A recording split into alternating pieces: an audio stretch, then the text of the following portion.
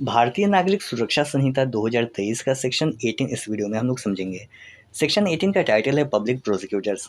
CrPC के section 24 में आपको मिलेगा। ठीक है, पब्लिक प्रोसिक्यूटर पूछा जाएगा बीएनएसएस के किस सेक्शन में है, तो सेक्शन 18 एंड सीआरपीसी के सेक्शन 24। पब्लिक प्रोसिक्यूटर बीएनएसएस के सेक्शन 18 एंड सीआरपीसी के सेक्शन 24। तो आइए सबसे पहले देखते हैं ये जो पब्लिक प्रोसिक्यूटर होते हैं, पब्लिक प्रोसिक्यूटर का काम क्या होता है। पब्लिक प्रोसिक्यूटर का काम होता है प्रोसिक्यूट करना, यानी स्टेट के तरफ से, स्टेट मतलब सेंट्रल गवर्नमेंट या स्टेट गवर्नमेंट दोनों को, ठीक है, स्टेट के तरफ से बचाव करना, प्रोसिक्यूट करना, अपना डिफेंस रखना, जो कुछ भी करना मतलब गवर्नमेंट की तरफ से किया जाएगा, वो कहलाते हैं पब्लिक प्रोसिक्यूटर। तो सबसे पहले सेक्शन 18 सबसेक्शन 1 को देखते हैं। सेक्शन 18 सबसेक्शन 1 कहता है कि जितने भी हाई कोर्ट हैं, सारे हाई कोर्ट में पब्लिक प्रोसिक्यूटर्स होंगे। हाई कोर्ट के लिए पहले बात हम लोग करेंगे हाई कोर्ट के लिए। तो हाई कोर्ट में कौन पब्लिक प्रोसिक्यूटर को अपॉइंट कर सकता है, तो पब्लिक प्रोसिक्यूटर को अपॉइंट करने के लिए हाई कोर्ट में अपॉइंट करने के लिए पब्लिक प्रोसिक्यूटर पावर है सेंट्रल गवर्नमेंट के पास, स्टेट गवर्नमेंट के पास, दोनों के पास पावर है हाई कोर्ट में अपॉइंट करने के लिए पब्लिक प्रोसिक्यूटर के लिए। और पर्पस क्या है, अपॉइंट क्यों किया जाएगा, पर्पस है प्रोसिक्यूशन करने के लिए, अपील करने के लिए, या कोई अदर प्रोसीडिंग करने के लिए भी स्टेट गवर्नमेंट या सेंट्रल गवर्नमेंट के बिहाफ पर। ठीक है, सेंट्रल गवर्नमेंट या स्टेट गवर्नमेंट अपॉइंट करेगी, पावर इसका है। लेकिन अपॉइंट केवल अपनी मर्जी से नहीं करेगी, अपॉइंट करने से पहले हाई कोर्ट से कंसल्ट करेगी ये दोनों गवर्नमेंट, जिसको भी अपॉइंट करना रहेगा हाई कोर्ट से। और अपॉइंट करने के बाद एक पब्लिक प्रोसिक्यूटर हाई कोर्ट के लिए अपॉइंट कर दिया जाएगा। जितने भी हाई कोर्ट है सब में एक पब्लिक प्रोसिक्यूटर होंगे। और पब्लिक प्रोसिक्यूटर अपॉइंट करना, देखिए शैल है, शैल मतलब कंपलसरी करना ही करना है, इसमें कोई डिस्क्रिशन नहीं है। शैल में डिस्क्रिशन नहीं होता है, मे में डिस्क्रिशन होता है। एंड मे ऑल्सो अपॉइंट, देखिए अगर क्वेश्चन आता है ऐसा कि इन दोनों में से, फॉलोइंग ऑप्शंस में से किससे अपॉइंट करने के लिए सेंट्रल या स्टेट गवर्नमेंट के पास डिस्क्रिशन नहीं है या कंपलसरी है, तो पब्लिक प्रोसिक्यूटर। और पूछेगा कहाँ पे डिस्क्रिशन है सेंट्रल या स्टेट गवर्नमेंट को, तो आप चूज़ कीजिएगा एडिशनल पब्लिक प्रोसिक्यूटर। ठीक है, तो सेंट्रल गवर्नमेंट या स्टेट गवर्नमेंट हाई कोर्ट से कंसल्ट करने के बाद एक पब्लिक प्रोसिक्यूटर को अपॉइंट करेगी। और साथ ही साथ एक या एक से अधिक एडिशनल पब्लिक प्रोसिक्यूटर को अपॉइंट किया जा सकता है। ठीक है, किसके पास पावर है, सेंट्रल गवर्नमेंट या स्टेट गवर्नमेंट के लिए। कहाँ के लिए अपॉइंट करना है, हाई कोर्ट के लिए अपॉइंट करना है। क्यों अपॉइंट करना है, ताकि सेंट्रल गवर्नमेंट या स्टेट गवर्नमेंट के बिहाफ पर प्रोसिक्यूशन, अपील या अदर प्रोसीडिंग किया जा सके। किसे अपॉइंट किया जाएगा, पब्लिक प्रोसिक्यूटर को अपॉइंट किया जाएगा, या एक से अधिक पब्लिक प्रोसिक्यूटर को अपॉइंट किया जाएगा, और साथ ही साथ में एक या एक से अधिक एडिशनल पब्लिक प्रोसिक्यूटर को भी अपॉइंट किया जाएगा। फर्दर इस सेक्शन का प्रोवाइजो कहता है कि जो एनसीटी है, यानी national capital territory of Delhi है, तो दिल्ली में जो हाई कोर्ट है, तो दिल्ली हाई कोर्ट से कंसल्ट करने के बाद दिल्ली हाई कोर्ट में पब्लिक प्रोसिक्यूटर या एडिशनल पब्लिक प्रोसिक्यूटर्स को अपॉइंट करने के लिए किसके पास पावर है, सेंट्रल गवर्नमेंट के पास पावर है। और दिल्ली हाई कोर्ट से कंसल्ट करने के बाद दिल्ली हाई कोर्ट के लिए पब्लिक प्रोसिक्यूटर पीपी या एपीपी अपॉइंट किया जाएगा।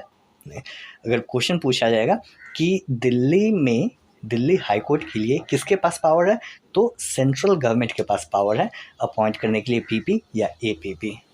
ये प्रोविज़न हम लोग देखें हाई कोर्ट का। आइए अब डिस्ट्रिक्ट लेवल पर देखते हैं, डिस्ट्रिक्ट लेवल पर अपॉइंट करने के लिए किसके पास पावर होता है।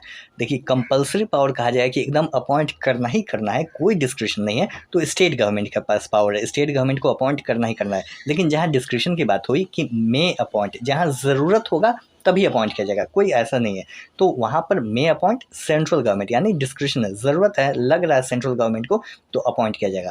तो देखिए किसके पास पावर है, सेंट्रल गवर्नमेंट के पास पावर है डिस्ट्रिक्ट में, किसी भी लोकल एरिया में या किसी भी डिस्ट्रिक्ट में किसे अपॉइंट किया जाएगा, पब्लिक प्रोसिक्यूटर को अपॉइंट किया जाएगा। और यहाँ पे पब्लिक प्रोसिक्यूटर्स एक हो सकते हैं या एक से अधिक भी हो सकते हैं, ध्यान दीजिएगा, पब्लिक प्रोसिक्यूटर की बात हो रही है। लेकिन हाई कोर्ट में पब्लिक प्रोसिक्यूटर एक और एडिशनल पब्लिक प्रोसिक्यूटर अनेक। लेकिन डिस्ट्रिक्ट में अगर सेंट्रल गवर्नमेंट की बात की जा रही है, सेंट्रल गवर्नमेंट किसी भी डिस्ट्रिक्ट में या लोकल एरिया में अपॉइंट करता है, तो क्या अपॉइंट करेगा सेंट्रल गवर्नमेंट, पब्लिक प्रोसिक्यूटर्स को, कितने, एक या एक से अधिक। और क्यों अपॉइंट किया जाएगा, for the purpose of conducting any case, कोई भी पार्टिकुलर केस आ गया, ठीक है, उसके लिए सेंट्रल गवर्नमेंट के पास पावर है, वो अपॉइंट कर सकती है। ठीक है, मे नेक्स्ट सबसेक्शन 3, सेक्शन 18 का सबसेक्शन 3 कहता है कि स्टेट गवर्नमेंट हर डिस्ट्रिक्ट के लिए अपॉइंट करने का पावर डिस्ट्रिक्ट लेवल पर स्टेट गवर्नमेंट का है। स्टेट गवर्नमेंट अपॉइंट करेगी एक पब्लिक प्रोसिक्यूटर, अपॉइंट करेगी, शैल का यूज़ हो रहा है, शैल अपॉइंट मतलब कंपलसरी है, अपॉइंट करना ही करना, यहाँ कोई डिस्क्रिप्शन नहीं है, कंपलसरी किसका है, स्टेट गवर्नमेंट शैल अपॉइंट एक पब्लिक प्रोसिक्यूटर को अपॉइंट करेगी और साथ ही साथ एक या एक से अधिक एडिशनल पब्लिक प्रोसिक्यूटर अपॉइंट किया जाएगा। देखिए दोनों सेक्शन में अंतर देखिए, section 18 subsection 2 and section 18 subsection 3। Subsection 2 कहता है कि सेंट्रल गवर्नमेंट अपॉइंट कर सकती है, डिस्क्रिप्शन है, एक या एक से अधिक पब्लिक प्रोसिक्यूटर किसी भी लोकल एरिया या डिस्ट्रिक्ट के लिए, और क्यों किया जाएगा, पर्पस क्या होगा, किसी भी पार्टिकुलर केस के संबंधित में। लेकिन जहाँ स्टेट गवर्नमेंट की बात आ रही है तो स्टेट गवर्नमेंट हर डिस्ट्रिक्ट में अपॉइंट करेगी ही करेगी पब्लिक प्रोसिक्यूटर को, और साथ ही साथ में एक या एक से अधिक एडिशनल पब्लिक प्रोसिक्यूटर को भी अपॉइंट किया जाना है। ठीक है, अगर ज़रूरत लगता है तभी एडिशनल पब्लिक प्रोसिक्यूटर का किया जाएगा। लेकिन देखिए जनरली तो ज़रूरत रहता ही है, तो एडिशनल होता ही है, लेकिन फिर भी मे का यूज़ हुआ है। ये फर्दर एक प्रोवाइज़ो भी है। देखिए प्रोवाइज़ो कहता है कि किसी भी एक डिस्ट्रिक्ट में अपॉइंट हुआ कोई पब्लिक प्रोसिक्यूटर है या एडिशनल पब्लिक प्रोसिक्यूटर है, एक डिस्ट्रिक्ट में अपॉइंट हुआ है, तो सेम पब्लिक प्रोसिक्यूटर को या एडिशनल पब्लिक प्रोसिक्यूटर को दूसरे डिस्ट्रिक्ट का पब्लिक प्रोसिक्यूटर या एडिशनल पब्लिक प्रोसिक्यूटर भी बनाया जा सकता है। ठीक है, ये प्रोविज़न है, प्रोवाइज़ो कहता है, सेक्शन 18 सबसेक्शन 3 का proviso. Next subsection, section 18 subsection 4। Section 18 subsection 4 कहता है कि पब्लिक प्रोसिक्यूटर को या एडिशनल पब्लिक प्रोसिक्यूटर को अपॉइंट करने के लिए एक पैनल प्रिपेयर किया जाएगा, पर्सन का नाम प्रिपेयर किया जाएगा, और वो प्रिपेयर करने का पावर है डिस्ट्रिक्ट मजिस्ट्रेट के पास। डिस्ट्रिक्ट मजिस्ट्रेट सेशन जज से कंसल्ट करने के बाद अपने डिस्ट्रिक्ट के लिए कुछ पर्सन्स का नाम चूज़ करेगा, सो दैट उन पर्सन में से चूज़ किया जाए किसे पब्लिक प्रोसिक्यूटर बनाना है, किसे एडिशनल पब्लिक प्रोसिक्यूटर बनाया जा सकता है, कंपलसरी नहीं है, उसमें से चूज़ किया जाएगा किसे बनाना है सेशन जज से कंसल्ट करने के बाद।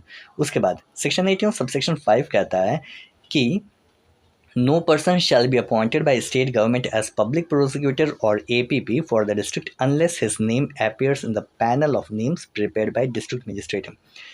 देखिए स्टेट गवर्नमेंट के पास पावर है डिस्ट्रिक्ट में पीपी पब्लिक प्रोसिक्यूटर या एपीपी एडिशनल पब्लिक प्रोसिक्यूटर को अपॉइंट करने के लिए, तो स्टेट गवर्नमेंट केवल उन्हीं पर्सन को अपॉइंट करेगी जिनका नाम उस पैनल के नाम में, उन जो पर्सन का नाम प्रिपेयर किया गया है, लिस्ट प्रिपेयर किया गया है डिस्ट्रिक्ट मजिस्ट्रेट के द्वारा, उस लिस्ट में नाम है, तभी स्टेट गवर्नमेंट चूज़ कर सकती है, अदरवाइज नहीं चूज़ कर सकती है।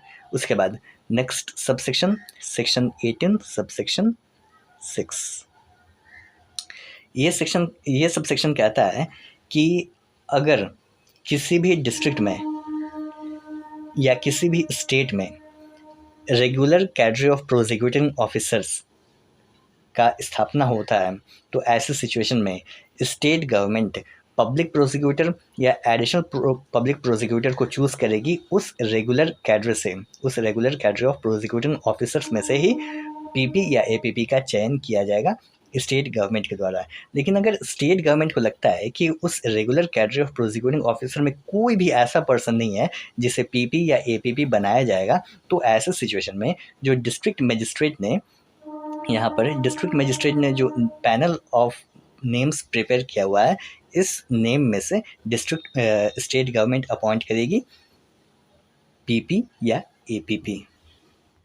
नेक्स्ट सेक्शन 18 सबसेक्शन 7 कहता है, ये एलिजिबिलिटी के बारे में बताता है कि किसी भी पर्सन को अगर पब्लिक प्रोसिक्यूटर या एडिशनल पब्लिक प्रोसिक्यूटर के रूप में उसे अपॉइंट करना है, तो एलिजिबिलिटी क्राइटेरिया ये है कि उसे एज एन एडवोकेट प्रैक्टिस करना है, और जो ड्यूरेशन है वो कम से कम 7 साल का होना चाहिए, 7 साल या उससे अधिक ड्यूरेशन वो प्रैक्टिस किया है एज एन एडवोकेट, तभी वो एलिजिबल होगा कि उसे पब्लिक प्रोसिक्यूटर या एडिशनल पब्लिक प्रोसिक्यूटर के रूप में उसे अपॉइंट किया जाए। सेक्शन 18 सबसेक्शन 8 कहता है स्पेशल पब्लिक प्रोसिक्यूटर के बारे में। ठीक है, हम लोग देखें अब तक पब्लिक प्रोसिक्यूटर को अपॉइंट किया जाएगा, एडिशनल पब्लिक प्रोसिक्यूटर को अपॉइंट किया जाएगा, अब स्पेशल पब्लिक प्रोसिक्यूटर को भी अपॉइंट किया जाएगा। स्पेशल पब्लिक प्रोसिक्यूटर को अपॉइंट करने का पास क्या पावर किसके पास है? तो ये सेंट्रल गवर्नमेंट के पास पावर है, स्टेट गवर्नमेंट के पास पावर है, दोनों गवर्नमेंट के पास पावर है। और इसे अपॉइंट क्यों किया जाएगा? स्पेशल पब्लिक प्रोसिक्यूटर को अपॉइंट किया जाएगा किसी भी एक पार्टिकुलर केस के लिए या पार्टिकुलर क्लास ऑफ केसेस के लिए। स्पेशल पब्लिक प्रोसिक्यूटर, जैसे मान लेते हैं कोई केस आया, बहुत हाईलाइट हो गया, बहुत दंगे फसाद उस केस के सिलसिले में आ रहा है, तो सेंट्रल गवर्नमेंट या स्टेट गवर्नमेंट एक स्पेशल पब्लिक प्रोसिक्यूटर अपॉइंट कर देगी, एक या अनेक, ठीक है। या क्लास ऑफ केसेस, मतलब जैसे सेंट्रल गवर्नमेंट या स्टेट गवर्नमेंट को लगता है कि पॉक्सो के केस के लिए हमें स्पेशल पब्लिक प्रोसिक्यूटर की आवश्यकता है, तो पॉक्सो केसेस जितने भी आएंगे, पॉक्सो में prevention of children from sexual offences act, इस एक्ट में जितने भी केसेस आएंगे उन सब के लिए हम स्पेशल पब्लिक प्रोसिक्यूटर रखेंगे। तो ऐसे सिचुएशन में भी स्पेशल पब्लिक प्रोसिक्यूटर का अपॉइंटमेंट किया जा सकता है। फर्दर सेक्शन 18 सबसेक्शन 8 का प्रोवाइजो कहता है कि कोर्ट परमिट कर सकती है, जो विक्टिम होगा, विक्टिम अपना पर्सनली अपने चॉइस से, विक्टिम को जो भी एडवोकेट पसंद आ रहा है अपने चॉइस से पर्सनल, वो अपना पर्सनल एडवोकेट भी विक्टिम रख सकता है, जो कि वो एडवोकेट होगा स्पेशल पब्लिक प्रोसिक्यूटर को असिस्ट करेगा, ठीक है, प्रोवाइजो कहता है। Further section 18 subsection 9, section 18 subsection 9 कह रहा है कि एडवोकेट के बारे में कि कितना ड्यूरेशन माना जाएगा कि वो एडवोकेट के रूप में प्रैक्टिस किया है। जो हम लोग देखे हैं सेक्शन 7 सबसेक्शन 7 सबसेक्शन 8 में कि 7 साल का एक्सपीरियंस चाहिए। तो ऐसे सिचुएशन में जो पर्सन प्रैक्टिस किया है एडवोकेट के तौर पे, पब्लिक प्रोसिक्यूटर के रूप में, एडिशनल पब्लिक प्रोसिक्यूटर के रूप में, या असिस्टेंट पब्लिक प्रोसिक्यूटर के रूप में, या कोई भी अदर प्रोसिक्यूटिंग ऑफिसर के रूप में, तो उसे माना जाएगा कि जितने समय के लिए, जितने ड्यूरेशन के लिए उसने एज सच ऑफिसर प्रैक्टिस किया है, माना जाएगा कि उसने एज एडवोकेट प्रैक्टिस किया है। फर्दर एक चीज़ यहाँ पर टाइप करना छूट गया है, वो ये है कि स्पेशल पब्लिक प्रोसिक्यूटर को अपॉइंट करने के लिए जो ड्यूरेशन है एज एन एडवोकेट, वो चाहिए 10 साल का एक्सपीरियंस।